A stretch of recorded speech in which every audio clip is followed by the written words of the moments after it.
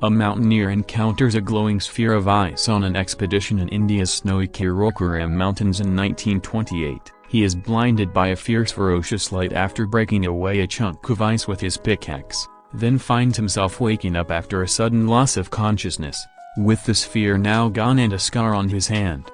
Fast forward to the present. Professor Helen Benson, a well-known astrobiologist at Princeton University, returns home to prepare dinner for her stepson Jacob when she receives an odd phone call informing her that they are on their way to pick her up. When asked who they are, the U.S. government pulls up in front of her house and quickly informs her that she is under federal protection and must leave with them immediately. They arrive in Ft. Linwood in New Jersey, where she is assembled with others in a conference room and is shown that a large unknown object with a speed of approximately 1/10 the speed of light is due to impact Manhattan in approximately 78 minutes. She is placed in a helicopter with a group of other scientists to devise a survival plan. All is quiet as they brace for impact. It appears to have slowed down and will not crash. It's a spaceship that lands gently in Central Park. CLAD 2 emerges from the sphere, which the military has established a perimeter around. It is shot just as Dr. Benson is about to shake hands with the being. A massive robot appears,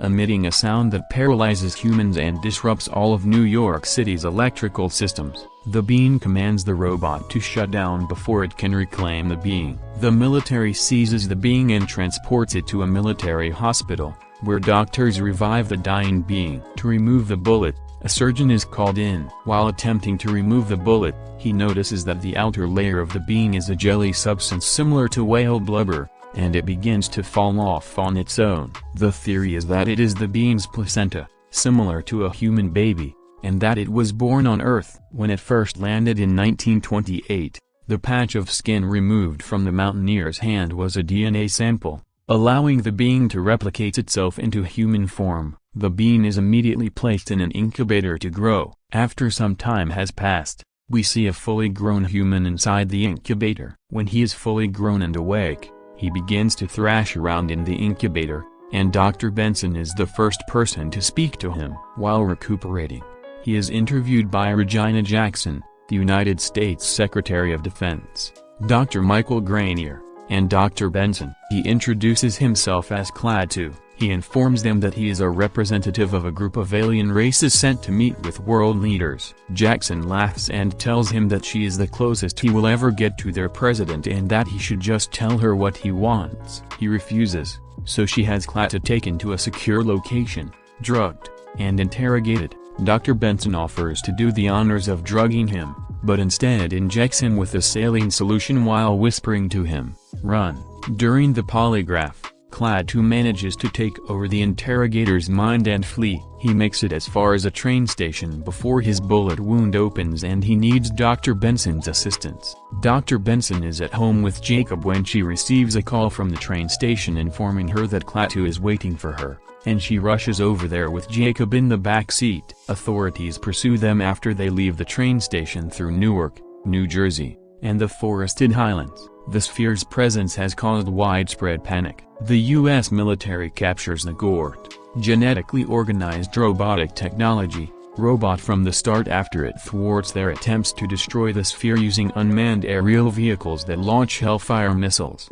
CLAD 2 meets Mr. Wu at a McDonald's. We learn that he is another alien who has been assigned by the same group of alien civilizations to live with humans for the next 70 years. After learning of humanity's destructive tendencies from him, CLAD 2 decides that humans must be exterminated to ensure that the planet's rare ability to sustain complex life can survive. Mr. Wu decides to stay on Earth after seeing another side of humanity that he admires. CLAD 2 cannot see this love, so he orders smaller spheres previously hidden on Earth to begin removing animal species from the planet. This is compared to Noah and his ark, as well as the flood that destroys the world. In the meantime, the robot is being tested in an underground facility in Virginia. It then transforms into a swarm of insect-like nanites that attack everything in their path back to Manhattan, including an armored battalion of the United States Army.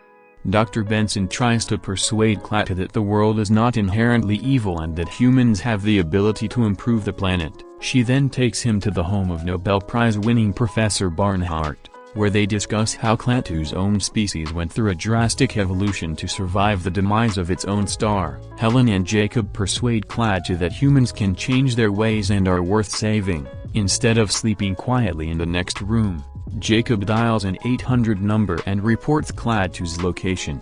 When Dr. Benson is apprehended by military personnel and he is left alone with Klaatu, he quickly realizes his error. They continue to move towards the sphere. Meanwhile, Regina Jackson realizes that persuading the alien to change its mind may be the only way to ensure humanity's survival. Helen is allowed to leave, and she and Dr. Michael Granier meet Jacob and Klaatu at a cemetery. Jacob leads Klaatu to his father's grave in the cemetery.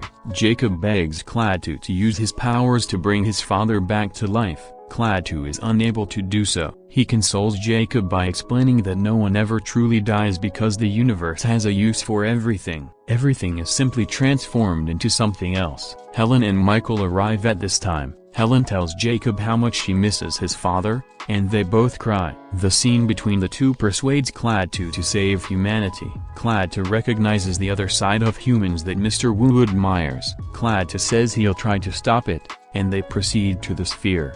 Dr. Benson notices something odd about how the entire town has been evacuated and how they are not pursued by military vehicles after driving through a roadblock. She yells for Michael to stop the car as they approach the sphere. The sphere is then hit by a targeted missile strike authorized by the president. It crashes the car into a tree, killing Michael. The nanobot Cloud then appears. Klaatu warns that even if he is successful in stopping Gort, there will be a cost to the human way of life. They don't have enough time to get to the sphere, so they flee to a footbridge to hide. However, Jacob and Dr. Benson have bloody noses, indicating that they have been infected by the nanites and are already dying. She begs Klaatu to save Jacob. Klaatu saves both of them by transferring the infection to his own body, and then sacrifices himself to stop Gort by walking through the nanites and touching the sphere. His actions cause the sphere to emit a massive EMP, destroying Gort and saving humanity,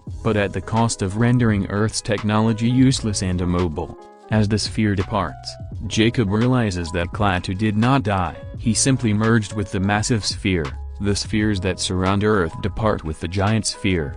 As a movie recap channel, we thank you for being a part of our community. Stay tuned for more exciting content.